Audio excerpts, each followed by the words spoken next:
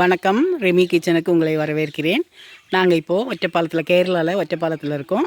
இது எங்களுடைய பூர்வீகமான தரவாடு வீடு.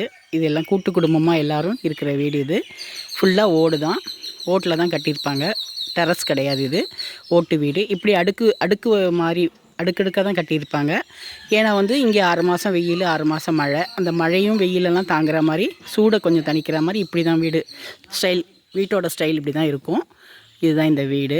இது ரொம்ப பழைய வீடு, ஒரு 100 வருஷம் இருக்கும் இது கட்டி.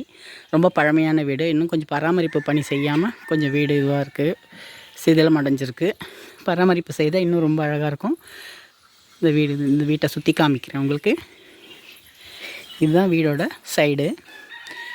இப்படி தான் இருக்கும். மேலே பாருங்கள், ஒரு டெரஸ் இருக்குது பாருங்கள், ஒரு மாடி. அந்த மாடி ஃபுல்லாக மரத்தை உட்டை பரப்பி தான் கட்டியிருப்பாங்க. நம்மள மாதிரி சிமெண்ட்டு கம்பியெல்லாம் கட்டி ரூஃப் போட்டிருக்க மாட்டாங்க. இந்த மாதிரி தான் இருக்கும். அப்படியே இந்த பக்கமாக இந்த சைடு தான், எல்லா வீட்லேயும் இந்த சைடு தான் கிச்சன் வச்சுருப்பாங்க. அந்த ஜன்னல் தெரியுது இல்லையா, அதுதான் கிச்சன். அடுப்பு தான் வைப்பாங்க எல்லோரும். அடுப்பில் தான் நிறைய சமைப்பாங்க. விறகு நிறைய இருக்கும். அவங்கவுங்க வீட்லேயே மரம் இருக்கிறனால விறகு நிறைய இருக்கும். இது மேலே ரூமில் எல்லோரும் படுத்துக்கிறதுக்கெல்லாம் யூஸ் பண்ணிப்பாங்க. தென்னை மரம் எல்லாம் வீட்லேயே இருக்கும். இங்கே பாருங்கள், மிளகு மரம் இருக்குது, பலா மரம் இருக்குது, பாக்கு மரம் இருக்குது. நிறைய எல்லாம் அவங்கவுங்க வீட்லேயே சில பொருள்கள்லாம் இருக்கிறதுனால அதை வச்சே யூஸ் பண்ணிப்பாங்க. ரொம்ப சிம்பிளான லைஃப் தான் இது. ஒரே பச்சை பசேர்னு இருக்குது பாருங்கள். இங்கே அதுதான் காட்ஸ் ஓன் கண்ட்ரி சொல்லுவாங்க கேரளாவை. ஏன்னா எங்கே பச்சை பசேன்னு இருக்கும், பசுமை மாறாமல் இருக்கிறதுனால, இயற்கையை அழிக்காமல் இருக்கிறதுனால ரொம்ப அழகாக இருக்கும் இந்த ஊர்.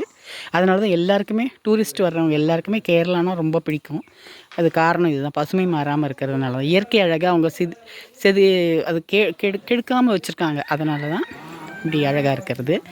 இப்போ சிட்டி சைட்லலாம், நம்ம சென்னை மாதிரி சிட்டிலலாம் டெரஸ் வீடு, இந்த மாதிரி போர் கிணறு எல்லாமே இருக்குது. இது பழைய வீடு, அதனால் இது இப்படி இருக்குது. போர்டு பாருங்கள் எப்படி இருக்குது, ஃபேன் போட்டிருக்காங்க. இது எல்லோரும் வந்தால், இந்த வெராண்டா மாதிரி, ஹால் மாதிரி வந்தால் எல்லாருமே உட்கார்றதுக்கு இந்த இடம். இந்த இடத்துல எல்லாம் எப்படி போட்டிருக்காங்க பாருங்கள். ஃபுல்லாக வுட்டில் தான் கட்டியிருக்காங்க அந்த வீடு. ஓடு மரத்தில் தான் புதிய சாணார்த்தி இந்த இப்படி கட்டியிருக்காங்க பாருங்கள். இது இப்படியே இப்படியே போகிற மாதிரி வெராண்டா மாதிரி இருக்கும். எல்லா துணியெல்லாம் காய போட்டுப்பாங்க. எல்லோரும் உட்காந்து பேசுகிறதுக்கெல்லாம் இந்த மாதிரி தான் இருக்கும். வீட்டுக்குள்ளேயே இப்படி ஸ்டேர் கேஸ் பாருங்கள், வுட்டுலேயே செய்திருக்காங்க. இதில் தான் மேலே போய் எல்லோரும் தூங்குறதுக்கெல்லாம் ஸ்டேர் கேஸ், இந்த படியில் தான் ஏறி போவாங்க. எல்லாம் வுட்டில் தான். இங்கே மரம்லாம் நிறைய அவங்கவுங்க வீட்லேயே இருக்கிறனால வுட்டுலேயே தான் வீடு கட்டியிருக்காங்க. நிறைய வுட்டு யூஸ் பண்ணுவாங்க. டிவி இருக்கிற ரூமு.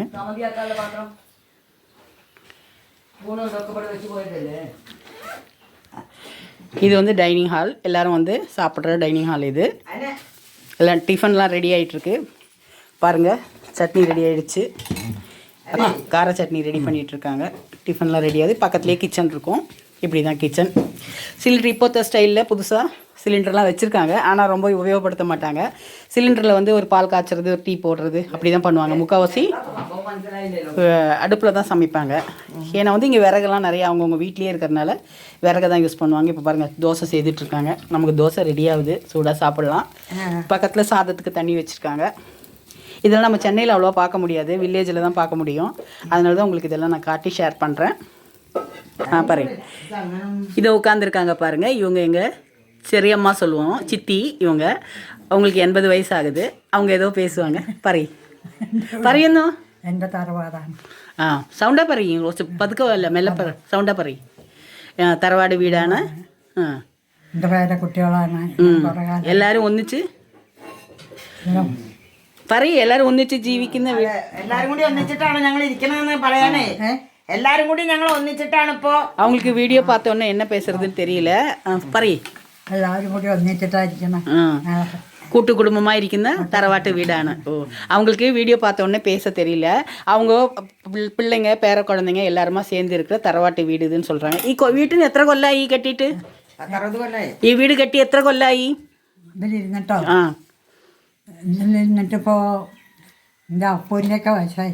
ഒരു 60-70 കൊല്ലം ഉണ്ടാവും അല്ലേ? 60 കൊല്ലം. ഇവരുടെ ബേബിയുടെയും ஒரு 58-60 வருஷம் இருக்கும்னு சொல்கிறாங்க. அவங்க சரியாக தெரியல.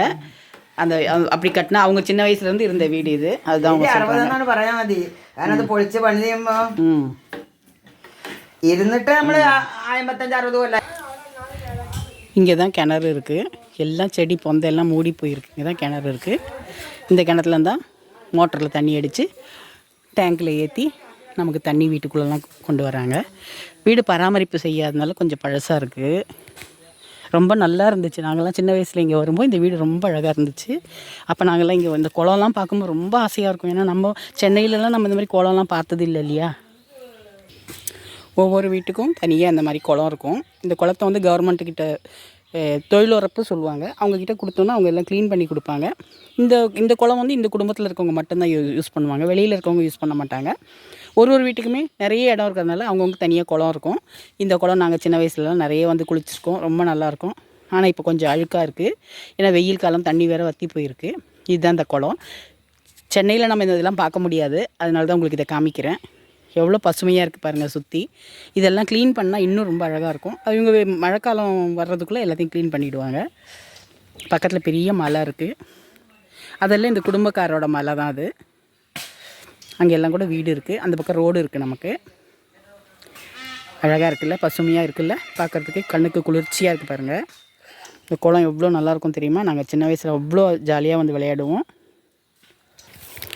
அவங்கவுங்களுக்கான கடவுளை இங்கேயே தான் பூஜை பண்ணுவாங்க. அவங்கவுங்க வீட்டிலையே கோவில் வச்சு அவங்கவுங்க சாமி கும்பிடுவாங்க. வெளியிலையும் போவாங்க கோவிலுக்கு.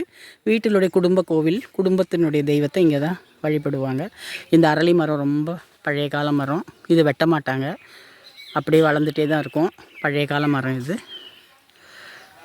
இப்போ ஒரு விதம் நான் எங்கள் பழைய வீட்டை காமிச்சேன். உங்களுக்கு எல்லாருக்கும் பிடிச்சிருக்குன்னு நினைக்கிறேன். ரெமி கிச்சன் எல்லோரும் சப்ஸ்கிரைப் பண்ணுங்கள், லைக் பண்ணுங்கள், ஷேர் பண்ணுங்கள். தேங்க்யூ.